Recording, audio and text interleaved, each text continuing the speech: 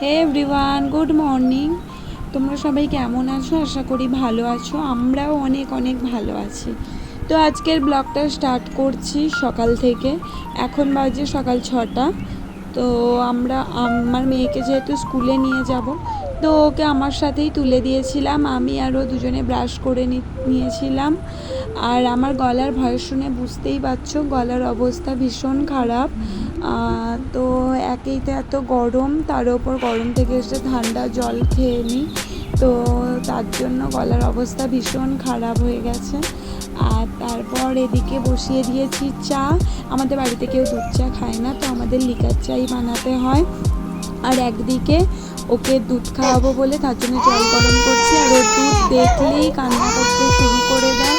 ও একদম দুধ খেতে পছন্দ করে না। আর এদিকে ওকে স্কুলে নিয়ে যাব বলে রেডি করিয়ে দিয়েছি।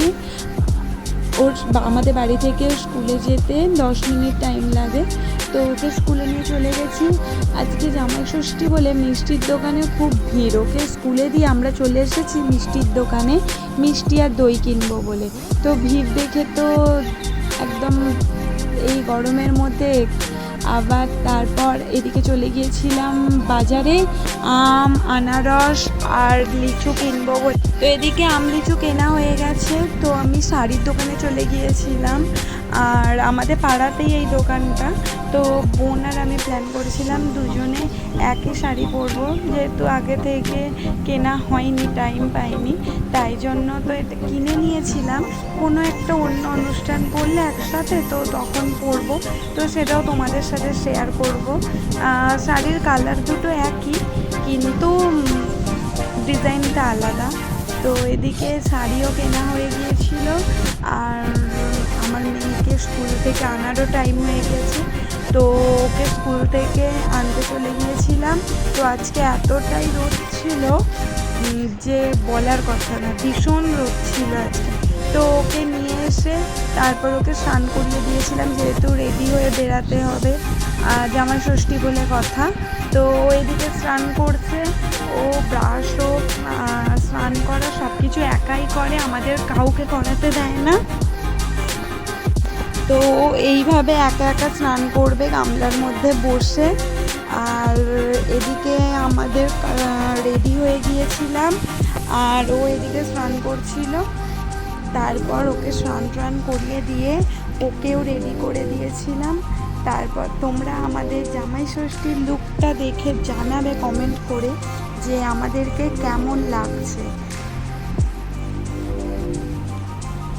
One kiss will make the world go round. ঠাকুর জামাই এলো বাড়িতে, ও ননদি ঠাকুর জামাই এলো বাড়িতে, বলি ও ননদি আর দু মুঠো চাল ফেলে দে।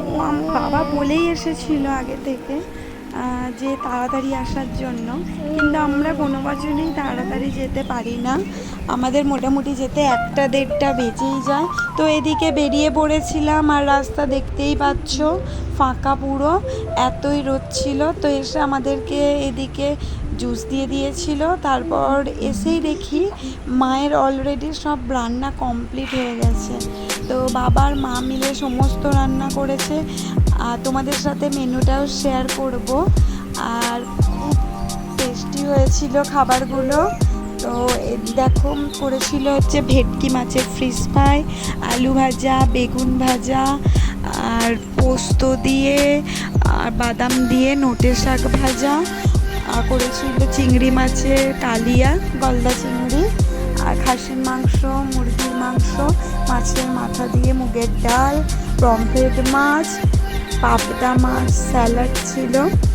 আর দুটো জামাই বলল দই খাবে না, যেহেতু এত কিছু খাওয়া হয়ে গিয়েছিল ওদের, তো তার জন্য দই মিষ্টি ওরা পরে খেয়েছিল। আর স্যালাড ছিল, এদিকে রাইস ছিল, প্লাস্টিক চাটনি ছিল, মাংস ছিল, চিকেন ড্রামস্টিক ছিল। এদিকে জামাইরাও খেতে চলে এসেছে, জামাইদেরকে খেতে দেওয়া হয়ে গেছে। আর তারপরে আমরা বিকেলবেলা, যেহেতু জামাই ষষ্ঠীদের দিতে হয় কিছু, তো আমরা ভেবেছিলাম যে শাড়ি বাদ দিয়ে দেবো কিছু। আমার বোনের কিছু মাস আগেই বিয়ে হয়েছিল, তো শাড়ি টাড়ি সব কিছুই পেয়েছিল, ওই জন্য ভেবেছিলাম যে অন্য কিছু দেওয়া যাক। তো মাকে জিজ্ঞাসা করলাম যে মোটামুটি কী লাগবে। মা বললো একটা স্টিলের আনলা হলে ভালো হয়। তখন আমরা ভাবলাম তাহলে আমরা ওটাই দেবো, স্টিলের আনলা দেবো। তো আমরা আনলা কিনতে চলে গিয়েছিলাম, আনলা কেনা হয়ে গিয়েছিল, সেটার আর ক্লিপ নেওয়া হয়নি। তারপর আমরা বেরিয়ে পড়েছিলাম মেলা দেখতে। তো নালিকুলে মানি মন্দির মাঠে একটা মেলা বসেছিল, তো সেখানে মেলা দেখতে চলে গিয়েছিলাম। ওখানে গিয়ে কুকুর দোল্লায় চেপে আর নামবে না, ওকে জোর করে নামানো হয়েছে। তার দেখো মেলাটা খুব বেশি বড় না, ছোটই। আর তারপর ওখানে চলছিল লটারি খেলা, তো সবাই কাটছে দেখে আমরাও কেটে নিয়েছিলাম 5 টাকা করে। তোলো না তুমি, তোলো।